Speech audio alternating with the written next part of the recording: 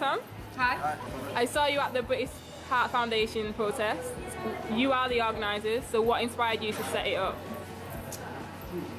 Well, we saw It was the animal related charity report that they brought out about 3 or 4 years ago now, and in there was like really lots of really interesting information about not just British Heart Foundation but all sorts of all different charities that fund animal testing.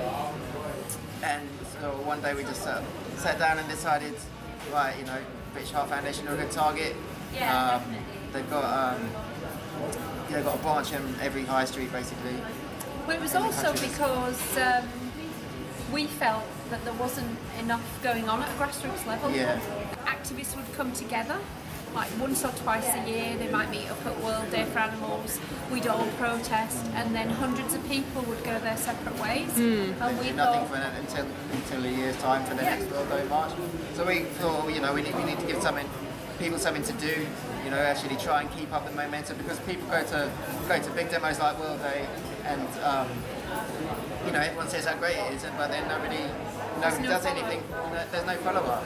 So we thought, right, two weeks after World Day, we want everyone to go in there, get together with their little local groups in their towns and their cities, and just do a demonstration. We printed out a little sheet of paper for World Day, and we'd already got 10,000 leaflets. 10,000 leaflets printed about British Heart Foundation, about the experiments they did. And we gave everybody on that march a little sheet that said, please join us, join in this grassroots-led organisation where we can all have a voice, we can all participate. It doesn't rely on you spending time, money, resources, and also there's the environmental impact of everybody getting in coaches and going to things. And we were bowled away. The first demo day that we did, I think there were 40 shops, but now we're up to 100. Wow, that's amazing. So today, for this day of action, we got 20,000 leaflets printed. And what about the stickers? How many stickers? We've got 10,000 stickers. 10,000 stickers. And what about the cards? 5,000. 5,000 cards. Everything gone. In fact, we had to use 2,000 of our old flyers. That's 22,000 leaflets have gone out today to people who didn't know that British Heart Foundation tested on animals. So yeah, I don't think we can believe it really, can we? No, it's been, I think we're both really sort of surprised at how successful it's been.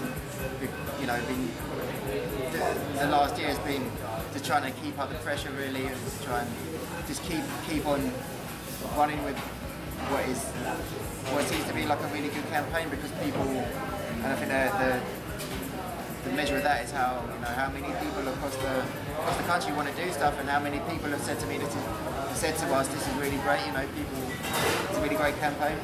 So it's not just us that, you know. Yeah, it's nothing genius. Yeah. It's very simple. I think that's really simple. Probably part of the success of the campaign. Yeah, I mean we do quite a bit of research, and that's quite time consuming, because British Heart Foundation hide everything they do, so we have to go through research papers and find vivisectors that are in our midst. As you know, we always feature vivisectors on our flyers, but there's still mileage in the campaign. We've got somewhere to go, and there's another interesting aspect of our campaign that's going to happen later in the year.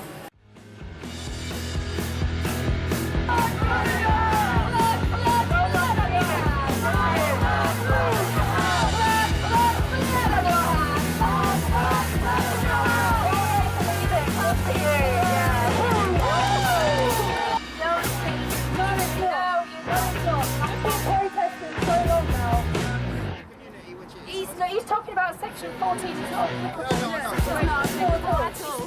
So today was the day of action, so lots of groups and protesters came together like across the country and protest against British Heart Foundation. Do you think it's important that grassroots groups like grow and inspire other people to protest?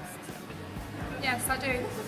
I think the animal rights movement in the UK has had the stuffing knocked out of it. We were part of SHAC, and as you know, lots of shack people ended up with lengthy prison sentences and fines and punished through the court system, and it did send out a clear message to other activists. This is what will happen to you if you be a voice for animals and you get too successful, we'll punish you. So we've had to evolve really, and I think this is a good kind of way of evolving into protesting. They're quite fluffy. I know the one today wasn't fluffy, but generally they're an opportunity to engage with the public.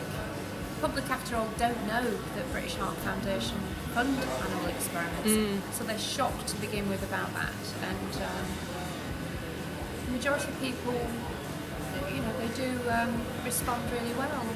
And also we're on the streets. The national organisations are not on the streets.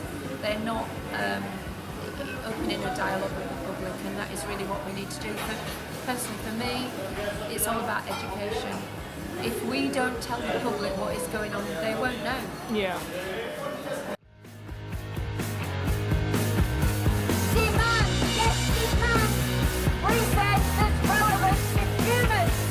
They've been curing cancer in rodents for decades. They haven't cured cancer in people. There's no money in curing people.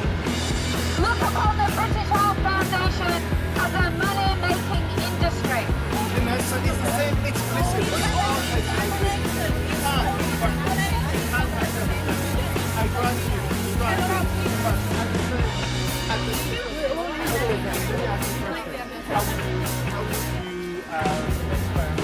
On healing people.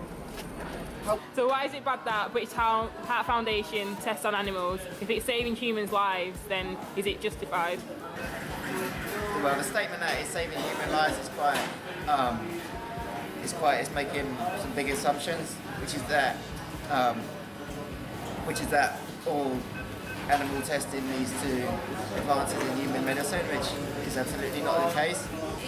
It's really lucky actually that we focused on British Heart Foundation, because there's not an aspect of British Foundation that is okay. First of all, that they mislead the public. You won't find any reference to animal experiments in their shops. In fact, you could probably talk to people working in the shops and they have no idea. The majority of the public would not give money to charities that fund vivisection. So that is why the British Heart Foundation don't tell them. So that's a big point of our campaign, is to tell the truth about the British Heart Foundation. But the fact that so much research on animals is totally unreliable, and as well as being immoral, it's useless to humans. We're not against research, but we want cutting-edge research that uses up-to-date, technological, more reliable research that doesn't involve torturing animals. I mean, I think for me the biggest thing is that people should look at it as an industry, because that's what it is. If you think these people are driven by altruism, forget it. They're not. It's about creating this massive industry that's all kind of self-perpetuating. There's so many people are profiting from this organisation. The chief executive earns £178,000 a year. Do people really give their donations, a few quid a week, knowing that they're paying such a massive salary to somebody? And we looked at some of the figures, and the tiny amount that they spend on prevention, when the World Health Organization says that most heart disease is preventable. So why aren't they putting more effort into encouraging people to adopt a healthy lifestyle through diet and exercise, instead of giving people the impression that they can do whatever they like and there's going to be a miracle cure at the end of it? There isn't. Because we know that most heart disease is preventable, but the British Heart Foundation, they spend only 25% of the money that they're spending on prevention, and the rest goes on research, when it should be the other way around really. You know, that would have a much more beneficial impact in terms of number of lives saved. Chief Executive of the British Heart Foundation earns £178,000 a year. When you put your donation into the British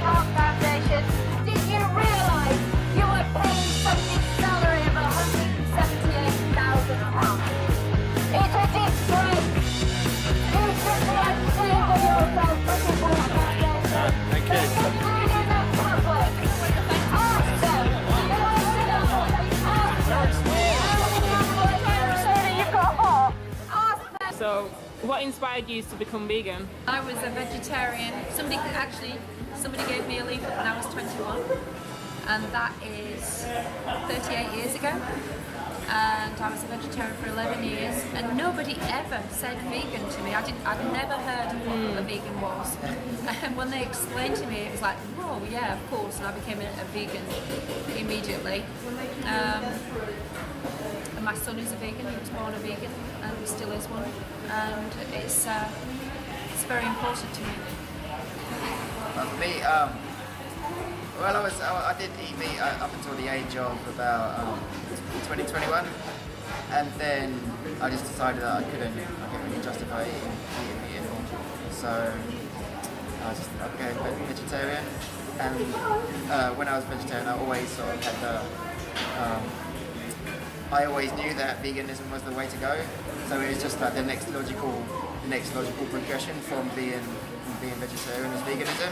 And I found that after a few years, I just sort of, without even knowing it, just became vegan really. So I just slowly phased out everything that wasn't vegan until I just had sort of entirely vegan lifestyle.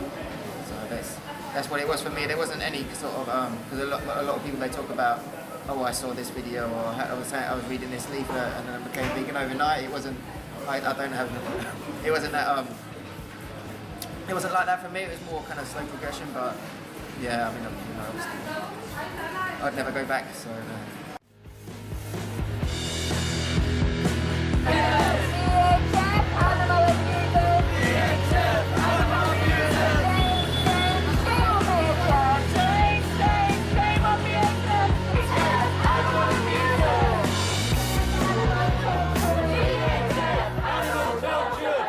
Do you have any tips for people that want to go vegan? Hard, is it? It's not. It's not hard. 37 years ago, it was hard. 27 years ago, when I became vegan, it was hard. There was no soy milk, there was no soy cheese, there was nothing. That's it. If you tell yourself it's going to be hard, then you're going to be like, oh, it's really hard. But not now. If you tell yourself it's, I think it's very easy, and I think just learning to cook sort of basic, simple but healthy, tasty food out of cheap, sort of generic ingredients. I think that's the way to do it, really. I don't do any cooking. Yeah, we'll cut that bit out.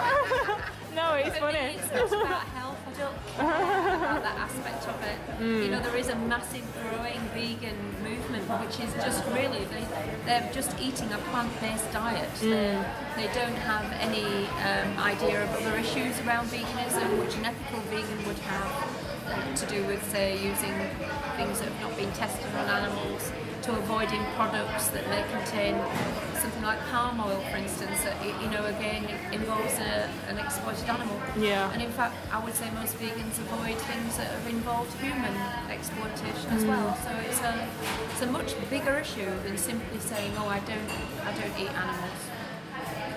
That's great. Thank you for the interview. Thanks, yes.